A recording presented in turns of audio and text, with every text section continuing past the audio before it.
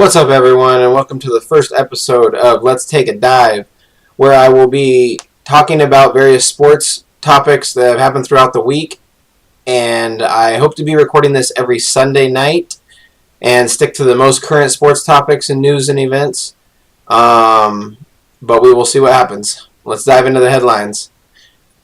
So, the first round of the playoffs ended today. Yesterday, the Houston Texans beat the Oakland Raiders 27-14. Houston will go on to play the New England Patriots next week. As far as this game against Oakland went, the Raiders would have been a completely different game if Carr was there. I'm not saying it would have been a complete blowout or that the Texans wouldn't have squeaked out a win somehow, but it definitely would have looked a lot better. Carr was a candidate for the MVP all year, and him going out that early just completely blew all the hopes for the Oakland Raiders fans. So, also yesterday, the Seahawks beat the Lions 26-6. Seahawks will be playing in Atlanta next week. This was an ugly game for the Detroit Lions. They couldn't do anything. They dropped a lot of passes. They had no run game. They couldn't stop the Seahawks run. And that was just the dagger. So Detroit's going to have to figure something out, get a little bit better front seven, and find a running back somewhere, maybe even some wide receivers. But Stafford had a hell of a year, but wasn't enough. Today, Pittsburgh beat Miami 30-12. They will be facing the Chiefs in Kansas City next week. I do think the Dolphins got a lot better this year. However, they're still missing a lot of pieces. The Steelers were they got the best three-headed monster in the game. Like, Brown, Bell, and Big Ben are just crazy good. It pains me to say that because I don't like them that much, but they do have the best three-headed monster in the game. So yeah, they go on to face the Chiefs next week. In the late night game, or the later game, the Packers beat the Giants 38-13. This is the 7th win in a row for the Packers. They've been on a hot streak. This is exactly what happened the year that they won their Super Bowl. Believe they were a 6th seed. And also, this is what they did 2 years ago in the playoffs 2 years ago. They got real hot late and ended up losing to the Seahawks in the playoffs, but Rodgers was hurt for a lot of that, so who knows what would have happened. Both teams started off really slow, but the Packers ended up catching some heat a little bit later on. Unfortunately, Jordy Nelson went down with an injury, a rib injury, so we'll see what that happens.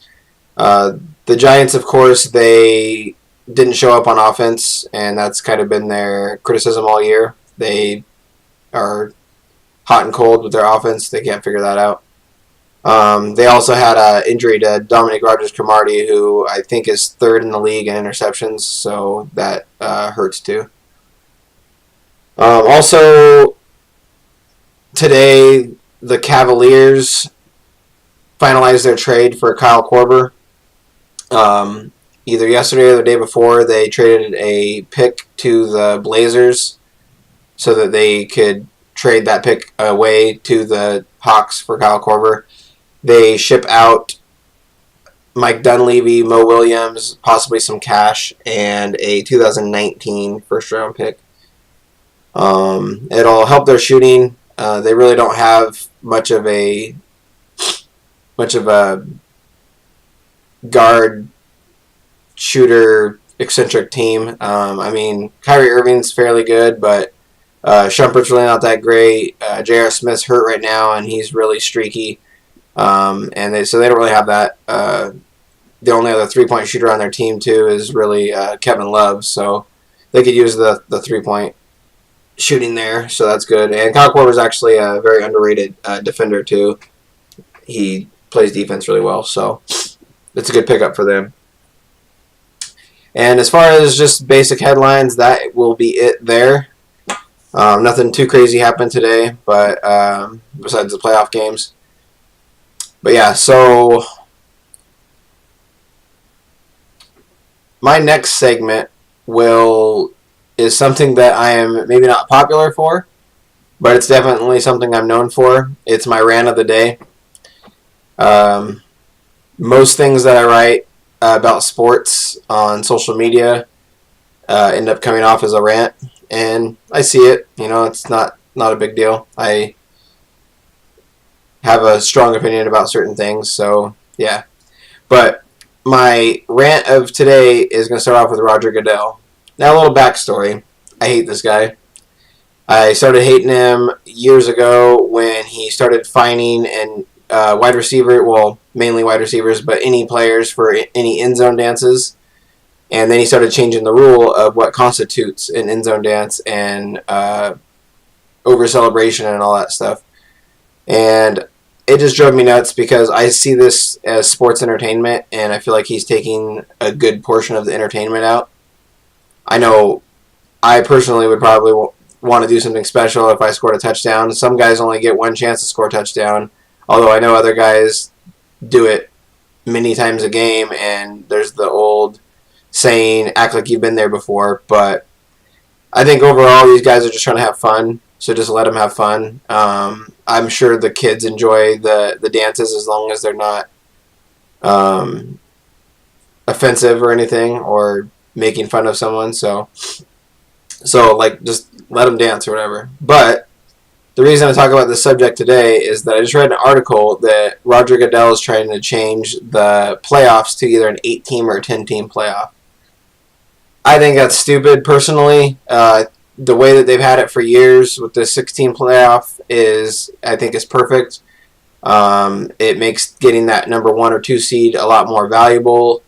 Playoffs seem to come down to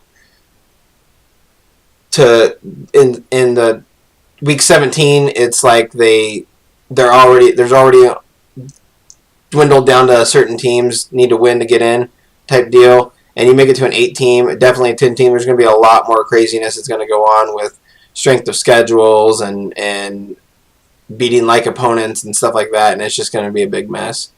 And I think it's just going to call for more people complaining about who should get in and who shouldn't get in. I can see one positive to an 8-team playoff.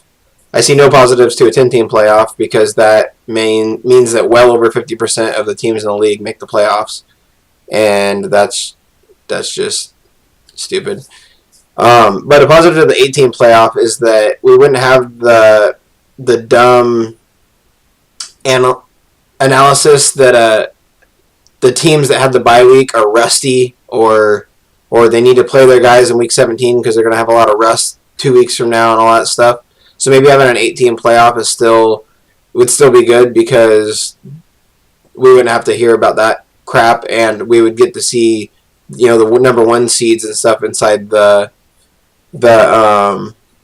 playoffs earlier. However, technically it would still be pretty crappy because the 1 seed would just play the 8 seed, and a lot of times it's it'd be like this year, I think it'd be the Patriots playing the Bills or something, and the Patriots are just going to stomp them. Like, it's just not that, just doesn't seem that good for the league to go to 8 teams. The wild card playoffs are already pretty dumb, and having an 8-team playoff just makes it there's going to be that more blowouts and stuff like that. So that's just something that I don't think is good, and it's just another stupid idea from Roger Goodell where he's going to end up screwing up this league even more than it already is.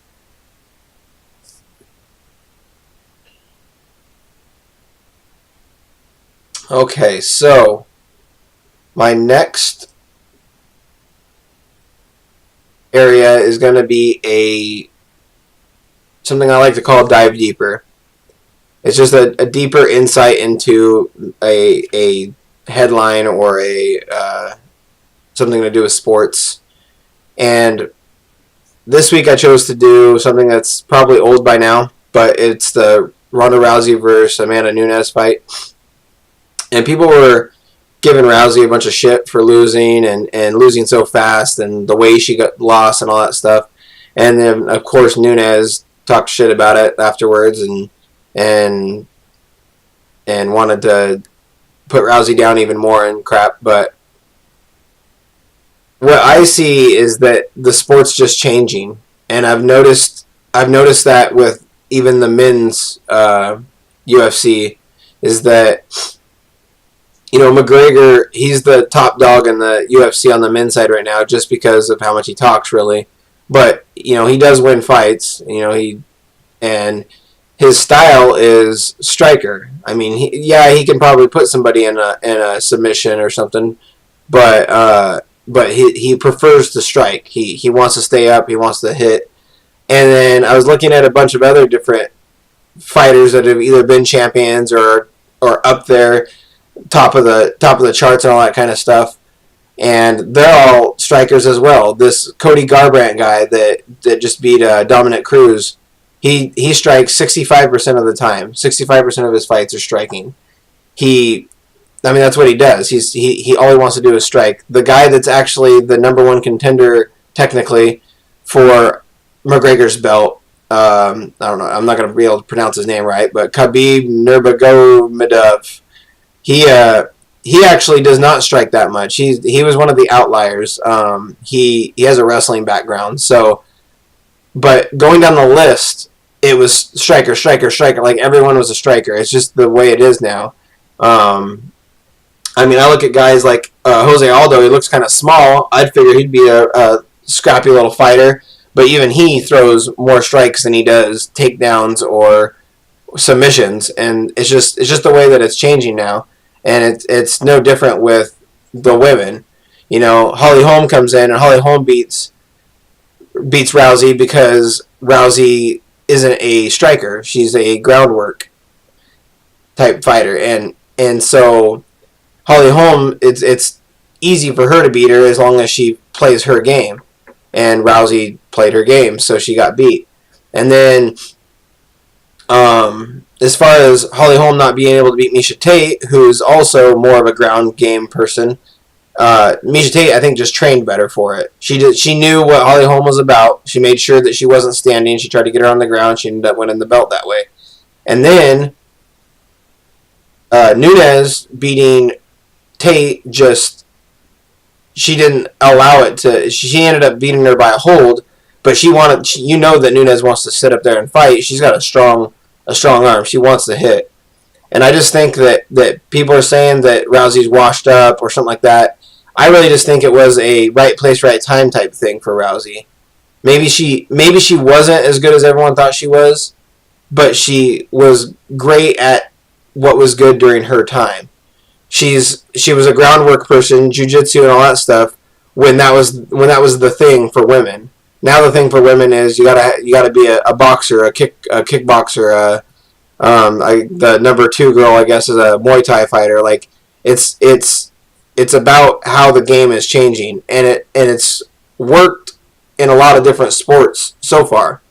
For instance, in the NFL, we pass more than we rush now. It doesn't mean that running backs are worse or that quarterbacks are better. It's just the way that the game is changing. Back in 2001, there was 13 running backs that rushed over 1,100 yards. Now there's only 8 that do that. Or this year, there was only 8 that rushed over 1,100 yards. But here's the big one, is back in 2001, there was only 2 quarterbacks that threw over 4,000 yards. There's 13 now, and there would have been 14 if Derek Carr didn't get hurt. He would have made it because he was only like 18 yards short or something. So it's just the way that the game is changing. It doesn't mean that one position is worse or one position is necessary over another or anything like that. And then also with the NBA three-pointer, it's been talked about now more than ever, and it's been done so much that now they're talking about ways to either get rid of the three-pointer, push it back a lot farther, or find ways to limit how many you can do or stuff like that, which is stupid. Just let the game transcend the way it wants to. It'll always come back to, a couple years from now, that maybe we'll have a bunch of really nimble big men that are doing a lot of post moves and stuff, and that's the game. You want to have a big man that can do that. Maybe a couple years from now in the NFL, we're getting a bunch of 1,500-yard rushers with a bunch of quarterbacks that just can control the game and not make any mistakes and let the running back do all the work.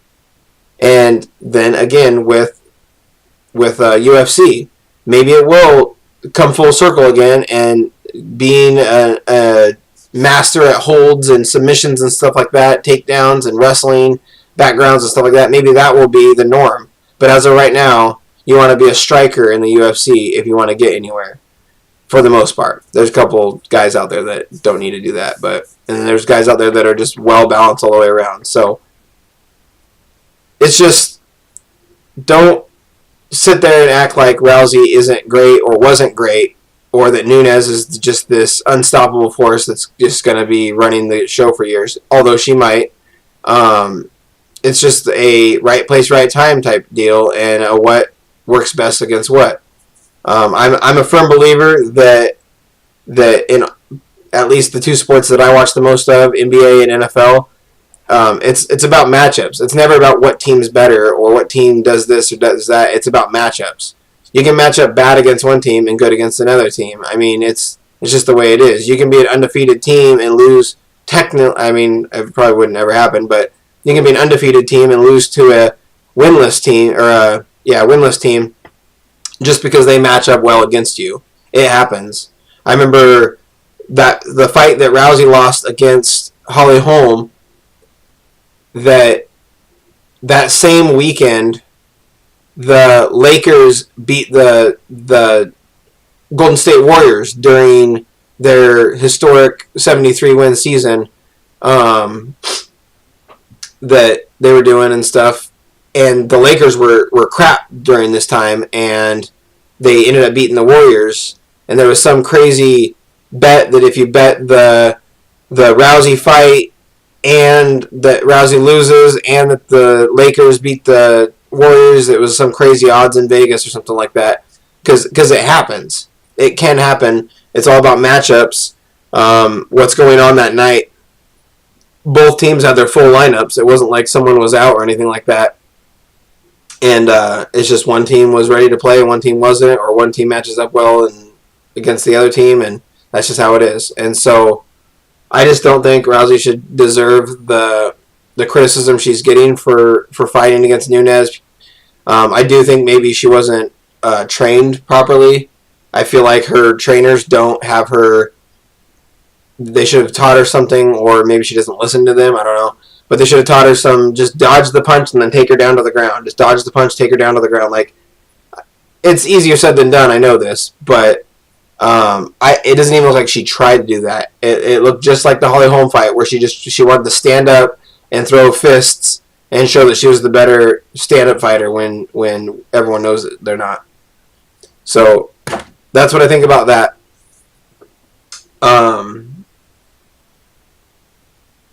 Now we're going to go to the lightning round. I'm just going to spit off a couple different topics and news articles that are out there right now, and just give a quick opinion on them. So here goes the lightning round. Coaching changes in the NFL.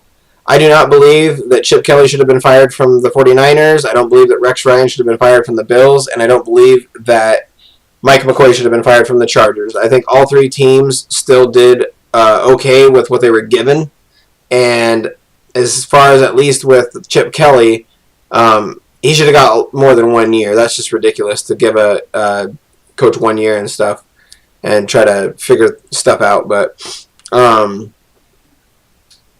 Broncos wasn't a firing. That was Gary Kubiak had to step down for health reasons. And then Jeff Fisher, I like the guy, but some people are stats guys and some people aren't. But even if you aren't a stat guy, you got to look at Jeff Fisher's stats and just be like, why does anyone hire him?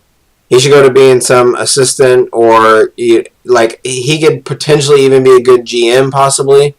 But I don't know who would take that gamble. But I just think that's crazy that so many coaches get fired each year from the NFL. It shouldn't be like that. They should be given a little bit more time, and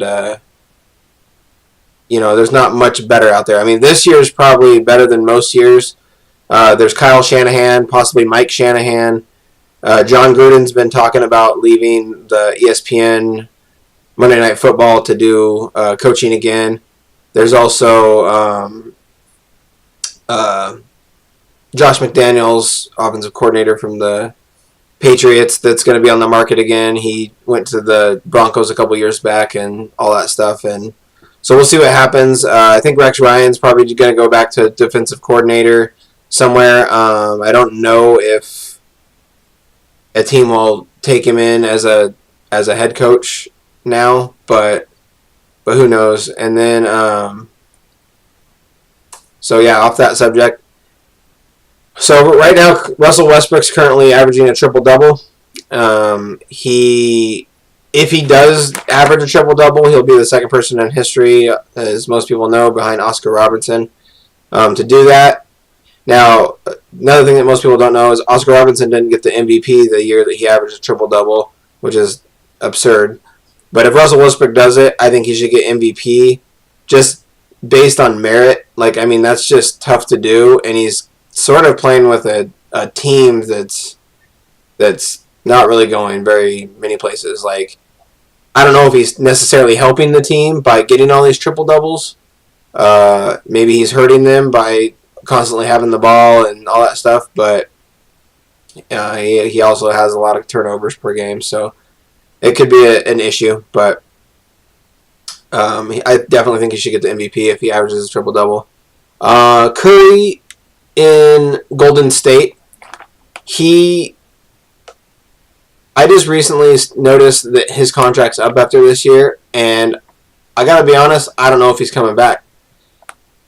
I don't think that they're a bad fit there. They can get it done. They'll probably end up winning the West.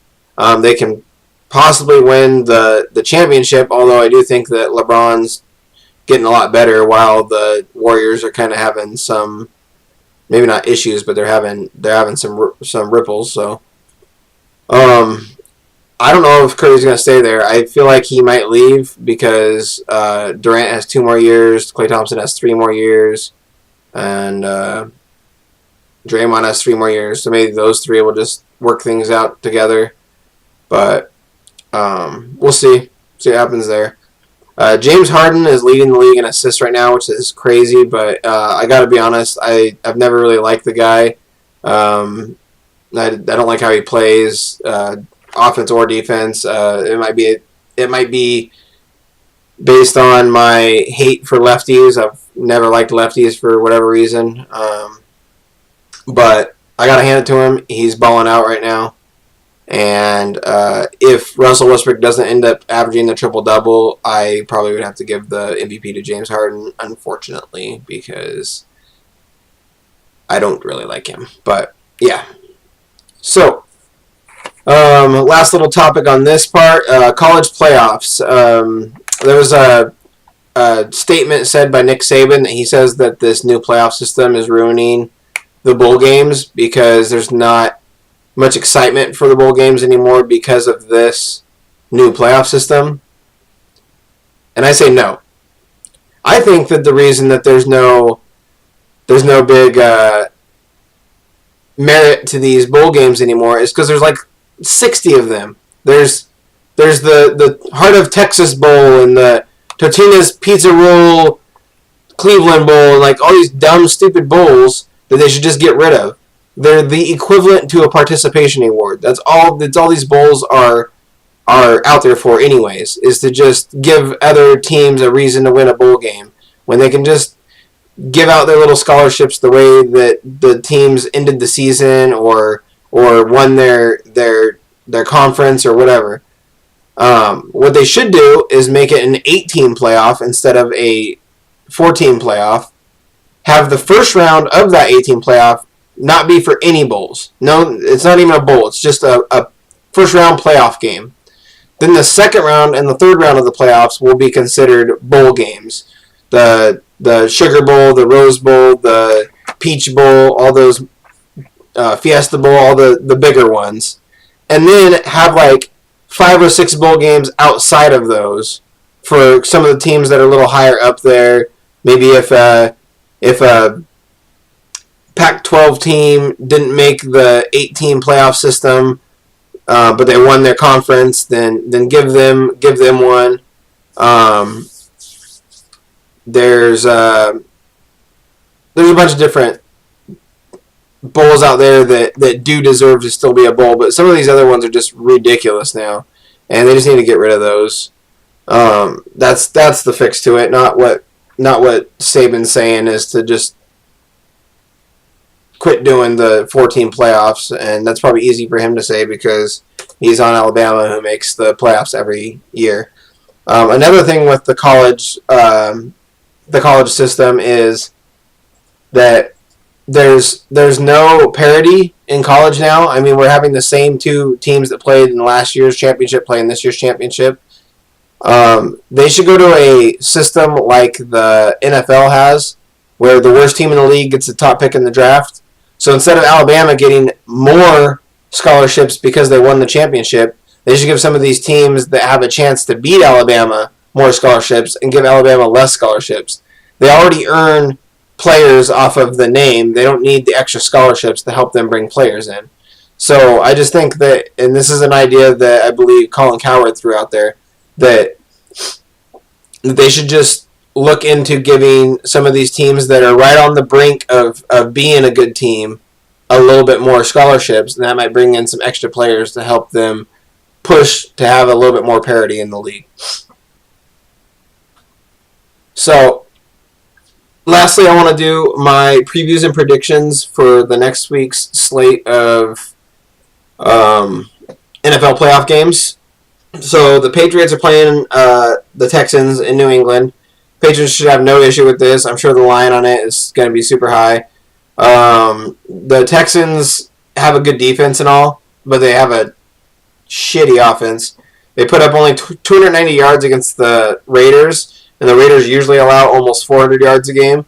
So the Texans couldn't even put up the average yards against a Raiders team that's not very good on defense, outside of Khalil Mack, really. And then it's just that Houston has no weapons outside of, or they have a few weapons outside of the quarterback, but it's just not enough. They played good all year without Watt, but I give their chances of beating the Patriots a 0. I would bet my life savings on this game. I say that the Patriots win 28-9. Pittsburgh Steelers will be playing in Kansas City against the Chiefs. The criticisms on the Steelers has always been that they are inconsistent, especially Big Ben, home versus away. He has noticeable differences in his stats on the road than he does away. Although I do think that these two teams are the two teams that give the best chance to beat the Patriots. So it's going to be pretty awesome that the Patriots will win their game and then one of these teams will face them. Like I said before, the Steelers have the best quarterback, running back, wide receiver combo in the league. And that is something that could win them the game. Word is that Big Ben is in a walking boot right now with an ankle injury. He says he'll play, but who knows? If he's out, I give this game to the Chiefs. If he's not out, then it's kind of a toss-up. The Chiefs have one of the best pass rushers in the game, one of the best defensive lines in the game, a solid linebacker core, one of the best cornerbacks in the game with Marcus Peters, one of the best safeties in the game with Eric Berry. The pass rusher is Justin Houston, by the way. So defensively, they're stacked. But most of the negative talk about the Chiefs always comes down to Alex Smith and if his mediocre, not so flashy style of play will be good enough to win games. The outlier here, though, to me, is Tyreek Hill. He's crazy good on special teams, or he even has been running a lot of screens in for them from like 46 yards out. He's got some ridiculous average on passes or something like that. But yeah, I think that the Chiefs will score a special teams touchdown and a defensive touchdown in this game and win a close one, 28-27 against the Steelers. Seahawks versus Falcons. Seahawks must go to Atlanta, which is not only good for Atlanta, but it's bad for Seattle. Seattle's also been noticeably worse on the road than they have at home. Their quarterback rating drops 20 points on the road rather than at home, and Atlanta has slightly higher completion percentage at home. So Atlanta has all the stuff that's needed. Seattle's been criticized for their offensive line play all year. They have been playing a lot better lately. They were pretty solid against the Lions. However, the Atlanta Falcons have the sack leader, the NFL sack leader, Vic Beasley, on their team. So that's going to be a rough one for them to figure out how to block for. I just remember in Week 9, I told my cousin who lives in Georgia that I think that there's a good chance that the Atlanta Falcons are the best team in the NFC. And this is when my very own 7-1 Dallas Cowboys were still playing pretty solid, and the Falcons were 6-3. The Cowboys were 7-1, and I told her that the Falcons could very well be the best team in the league at the time. So I think that what happens in this game is the Falcons go up quick. The Seahawks start to do a comeback, and the Falcons end up winning this game 24-20. Last game will be the Dallas Cowboys versus the Green Bay Packers in Dallas. This is a rematch from 2 years ago in the game that will forever be called the no-catch game, or at least that's what I will be calling it forever. I was telling everyone that I was glad that the Cowboys wrapped up that first seed because I didn't want to play any of these other three teams that are still in the NFC playoffs in their home stadium. They're all really good at home, and I just didn't want the Cowboys to have to travel, so I'm glad that they did that. But out of these three teams that are left, the Packers are the scariest as the on-the-road team. So that ain't good. But good news for the Cowboys might be that Jordy Nelson might be out with a rib injury. I don't like that to be the case. I hate when players get hurt. I'd rather have both teams have their full lineup 100% healthy. But the Packers don't have a legitimate run game, so that might bode well for the Cowboys' number one run defense. However, with the Packers having no run game or not a very good run game, they're going to be passing a lot, and the Cowboys do not have a good pass defense. So they're going to have to deal with Aaron Rodgers, and he's been looking real hot lately, so I don't know what to expect there. Fortunately for the Cowboys, they have a good game plan for the Packers, which is just keep Rodgers off the field. Run the ball, get first downs on third and short, and just keep him off the field as much as possible. I say that the Cowboys win in a shootout, 34-31, although the winner and the loser of this game could easily be switched. So that is what I think about this week's predictions of the playoffs games. And that is going to be it for tonight's video. Please leave me comments. Let me know what you guys think. Give me any kudos or critiques. And they're all welcome. And don't forget to like it if you did. And I will see you guys next week.